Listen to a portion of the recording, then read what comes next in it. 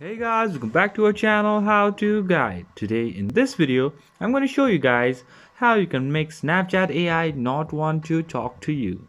So guys, I'll be teaching you a very easy step, so just follow me guys.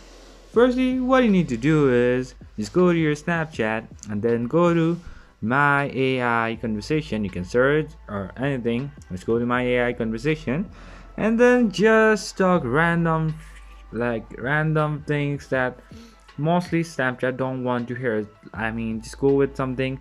Let's say you don't like Snapchat or something like that, and then eventually Snapchat AI will not respond to you at particular moment. So it will take some time, guys. You can just say, "I don't like Snapchat." Sorry, Snapchat and all.